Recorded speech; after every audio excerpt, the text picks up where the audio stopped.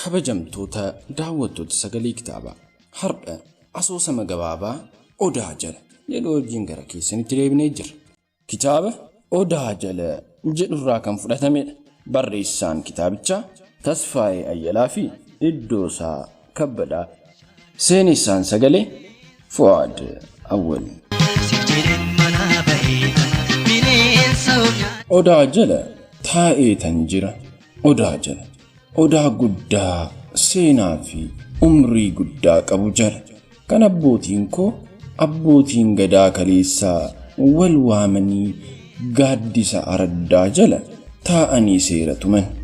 Isa wal dhabdee walitti fidanii araarsan, isa gani abaaran, isa dansaa hojjete eebbisanii badhaasan. Yeroo hongeen biyyatti lixxee lammii hubu marga jiidhaa kutatanii ija ol qabanii waaqa gurraacha jala taa'anii kadhatan, kakkadachaa isatti baqatan. Ati waaqa ardaa, waaqa saglan booranaa, si waammanna nu dhageettu nu awwaadhu. Waaqa Oromoo gurraacha gaara garbaa, tokkicha maqaa dhibbaa sitti himanna nu dhaga'i. Jechaa jala taa'anii kan jiidhaa kadhatan, raajii ummataatiin kan uumaa faarsan, maqaa waaqa gurraacha deddeebisanii iddoo itti waaman, iddoo filatamaa, gaaddisa jaallatamaa, handhuura eenyummaa koo jala Odaa jala taa'een jira. Akaakilee fi abaabileen koo kan jala taa'anii seenaa himan, duudhaaf aadaa irratti mari'atanii tumsan, dhalootatti dabarsuu fi kan jala taa'anii wal gorsan, mammaaksa akka cirracha bishaanii heddummaatu iddoo itti mammaakan. Eeyyee isa jalan jira. Odaa guddaa jala, hundee seenaa koo jala. Garuu akka abbootii koo nama araarsuuf, seenaa himuuf, mammaakuuf, gorsuuf, gorsee karaa qabsiisuuf, ija ol qabee waaqa kadhachuuf osoo hin taane of komachuuf. Eenyummaa koo uumamaaf uumaa waliin, guddaa xinnaa waliin walii galee jiraachuu dide, gorsuuf, ofiin of araarsifachuuf, keessoo koo booree qulqulleessuuf, hawwii koo galmii isa dide lubbuu itti horuuf, sammuu koo addunyaa sobaatiin guutamte keessa dhugaa jedhee badiinatti waamu lolee karaa qabsiisuufan as taa'e Odaa jala. Garaana hammaata sidiisee galuu fi garaana hammaata. Gaddi qeensa qaratee onnee koo dhiigsa, haftee abdii kootii cuunfee na keessaa fixuufi humna qabuun tirata. Akka saawwaa reefuu dhaltee sammuu nagaadee eenyummaa koo keessa dhugaa elmuuf harka xuriitiin hiixata. Nadhiisaa, maaloo nadhiisaa, dhugaa koon diigiina, soba keessan barbaadu, hin fedhu, narraa citaa jedheetanii dadhabe, dheesseetan dadhabe, na faana bu'anii na jeequ. Magaalaa waca hedduun balfamte baqadheen as dhufe, namummaa uffata fakkeessuutiin maramee tuffadhe. Bakka dhugaa qulqulluun uumamaa qulqulluu keessa dhokatee barbaachanas fiigi. Waca sana jibbee, nama jibbee, hojii jibbee, soba jibbee, of jibbeen as ga'e. Bilisa ta'ee yaaduuf, bilisa bahee dhugaa waliin araaramuuf garuu hin milkoofne, naaf hin taane, dheessee baqachuu hin dandeenye. Sammuu baqatanii bakkitti galan eessa laata? Eessayyuu hin jiru, eeyyee hin jiru. Amanuun qaba, yoo qoonqoona mureesse liqimsuun qaba. Of baqachuun edaa kijiba. Odaa guddaa kanatti himadhu laata? Quuqama garaa koo, aarii fi sodaa koo, gadda koo, hidda dhiiga koo keessa deemu itti agarsiisuu laata? garaa koo gubate kana banii yaada sammuu koo taa'icha na dhoorgi kana bu'aa bahii jiruu koo isa xaxamaa akkamiin akka karaa qabsiisu kan danda'u gaafadhuu laata. Yoo naaf salphate yoo anaaf hir'ate mala jaarsoliin yeroo isa jala taa'anii nama araarsuuf itti fayyadaman sana of biraa qabaa laata. Baala isaarratti yoo barreeffatee turse itti himadhuu laata. Waa'ee koo odaa guddicha kanatti iyyi naan jedhe sagaleen tokko daggala sammuu koo keessa jiru bitaa fi mirga saaqii. Tatabachuu yaadamne kumkumme yoonaa.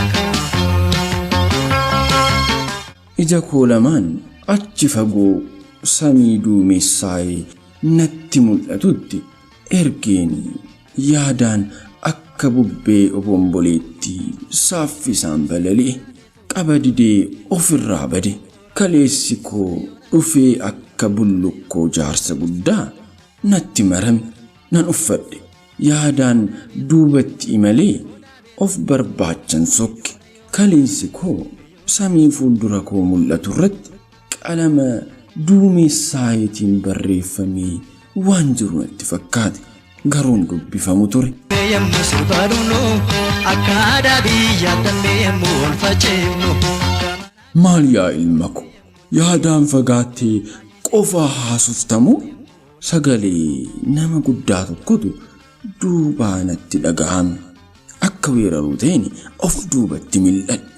Jaarsa akka sagalee isaanii suuta nama hubatantu na cinaa gahanii gaaddisa odaa jala gadi quphannaa jiru. Kabaja isaaniif jecha bakkan taa'ee ol ka'an. Maali egaa al tokko yommuu addunyaa dharaa wajjin walii galuu diduun dhufe odaa kanatti gubaa keessa koo baafadha jedheetani. Taa'i yaa ilma ko kabajaa fi ulfinan dhabin. Rakkoof dhiphoon kee sirraa haa ka'an. Ilmoon kee sii haa kabaju. Maal ofii wanti hammas kana gidiraan si gahe. Addunyaa sobaan jibbe kijibaan quufanii buluurra dhugaa qabadhee mar'ummaan koo dachaafadhee sammuu qulqulluu horadhee buluun hawwe. Garuu milkiin narraa fagaate ta'uun alatti fakkaachuu baqadhusi. Addunyaa badduu kana keessatti kan sobaan fakkaatu malee kan dhugaan jiraatu dhabe. Kanaan odaa kanatti himachuuf dhufe. Yaa ilma ko bara anummaan daraarii wal aansuun wal gatanii darbuuf taasifamu jabaadhaa. Lammii isaatiif hin ciisu. Wal kuffisanii walirratti ejjetanii obbolaa ofii duubatti dabarsanii egereetti ce'utu heddummaata. Bara ofirra ilaaluun hafe ofirraan ilaaluun heddummaate kana keessatti hunduu sirraan miixatee borsaa ijaarrachuuf ittifata. Jaalala biyyaaf lammii caala faayidaa dhuunfaatu madaala kaasa. Kanaafuu yaa ilma ko bara akkasii kana suutuma gamnoomanii keessa ce'u. Jabaadhu harka laatiin ayyaanni abbaa fi haadha kee qaalluun saba kee waaqni gurraacha uumaa kee sun si waliin haa jiraatu.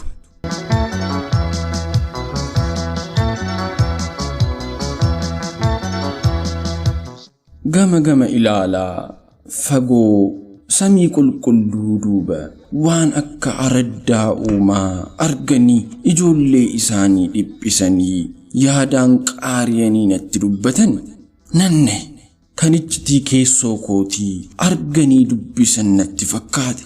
Lachan keenya osoo jecha hin xiixiin daqiiqaalee muraasni darban.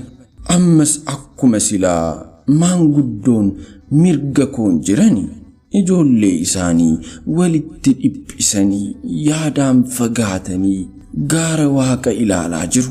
Kan samii qulqulluu sanarraa waa dubbisan kan waaqa gurraacha waliin iccitii waliif galan fakkaatu. Ayyoo jedheen cal'insa gidduu lamaan keenya cabsee yaada qalbii isaanii ofitti as deebifadhe. Oo yaa ilma ko isinoo maaliif odaa kana jala dhuftan? Odaan kun bakkee nuti walitti geenyudha.